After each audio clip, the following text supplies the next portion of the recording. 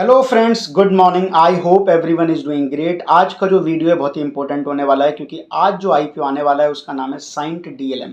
Cyient DLM दोस्तों जो है आईपीओ, वो साइंट जो कंपनी है सॉफ्टवेयर की, आईटी सेक्टर की, उसकी सब्सिडरी है और ये जो है इलेक्ट्रॉनिक मैन्युफैक्चरिंग सर्विसेज में इंगेज्ड है। तो ये थोड़ा सा मेरे को अभी ऑन फाइनेंशियल्स थोड़ा सा अगर हम देखें इसके और जो बिजनेस मॉडल है वो थोड़ा सा मेरे को अट्रैक्टिव लग रहा है, but it's not a recommendation. ये आपके ऊपर है, आप इसके लिए जाना चाहते हैं नहीं जाना चाहते हैं। उससे पहले हम कुछ बेसिक चीज़ें की बात कर लेते हैं। बट सबसे पहले दोस्तों, अगर आप चैनल पर नए हैं तो चैनल को सब्सक्राइब कर दें, वीडियो को लाइक कर दें, ज़्यादा से वीडियो को शेयर कर दें दोस्तों। तो अब हम बात करेंगे इस पर्टिकुलर आईपीओ की कंपनी की। तो दोस्तों ये जो प्राइस बैंड है इस आईपीओ की वो है 250 से 265 रुपए की। अगर इशू साइज की बात करूं, इट मीन्स ऑफर साइज, जो कंपनी रेस करने वाली exact amount that is 592 crore.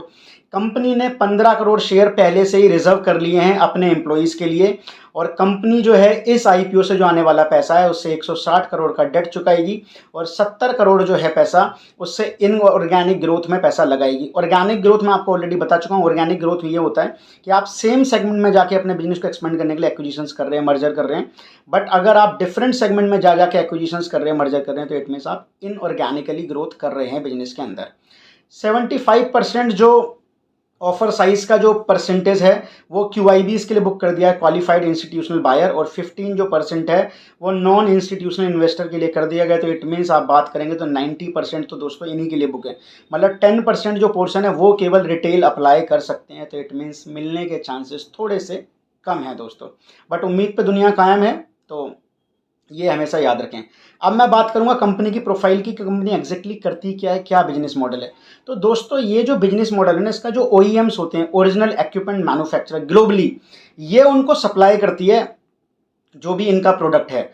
तो ये जो किस किस सेगमेंट में ये कंपनी जो है प्रोडक्ट सप्लाई करती है, तो एक एरोस्पेस है, डिफेंस है, मेडिकल टेक्नोलॉजी है और इंडस्ट्रियल सेक्टर है। तो दोस्तों चार है मेजोरिटी में, मेनली जो चार हैं। तो पहला एरोस्पेस, दूसरा डिफेंस, तीसरा मेडिकल टेक्नोलॉजी और चौथा है इंडस्ट्रियल सेक्टर।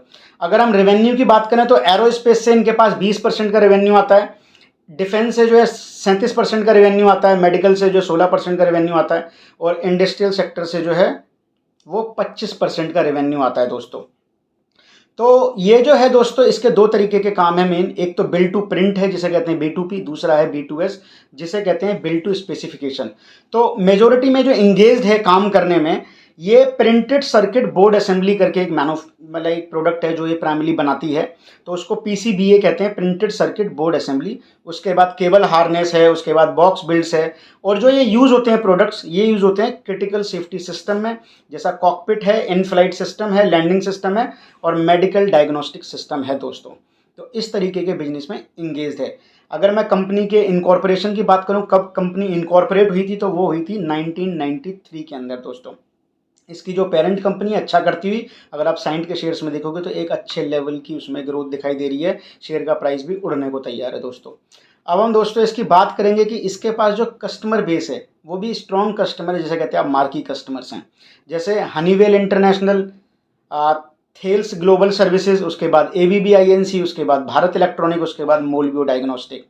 तो 56% का रेवेन्यू ये जो मैंने आपको कस्टमर्स बताएं, मेजोरिटी में अगर हम FY22 और 23 की बात करें तो इन्हीं के पास से आता है रेवेन्यू। अब हम दोस्तों बात करते हैं इनकी 3 मैन्युफैक्चरिंग फैसिलिटीज़ है, एक मैसूरू में है, दूसरा हैदराबाद में है और तीसरा बेंगलुरु में है। और जो वर्क फोर्स है, अगर मैं एम्प्लॉई की बात करूं तो 656 एम्प्लॉइज़ हैं इनके पास। ये इनकी वर्क फोर्स है दोस्तों।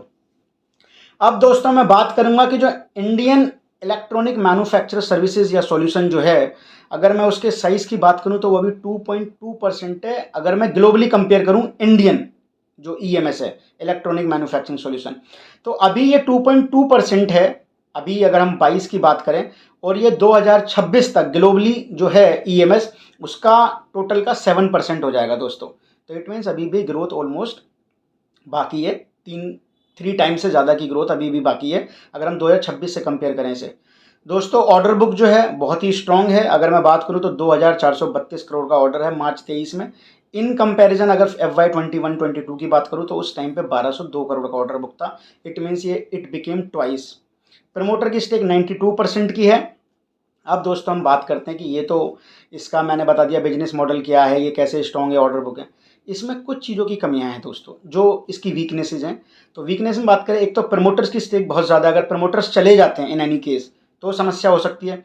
दूसरा, जो इनके टॉप 10 क्लाइंट्स हैं 90% रेवेन्यू वहीं से आता है।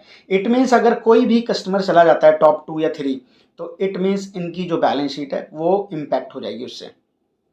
उसके बाद आज बात करूं, इनका जो रॉ मटेरियल सप्लाई आता है बाहर से, वो थर्ड पार्टी पे डिपेंडेंसी है उसकी, और अगर फॉरेक्स फ्लक्चुएशन रिजर्व्स वगैरह मतलब फॉरेक्स फ्लक्चुएशन होता है तो वो इसको अफेक्ट कर सकते हैं इसकी प्रॉफिटेबिलिटी को। तो ये दोस्तों 2-3 चीज़ें इसकी वीकनेस थी, और ये मैंने आपको बताया कि क्या क्या है इसका। तो अगर आपको वीडियो अच्छा लगता है तो आप जो है चैनल को सब्सक्राइब करें, ज़्यादा से ज़्यादा इस वीडियो को लाइक करें, ज़्यादा से ज़्यादा अपने दोस्तों में इस वीडियो को शेयर करें दोस्तों। I hope you would like the content. If you have any questions you can just send me in the comment section. Thanks a lot दोस्तों।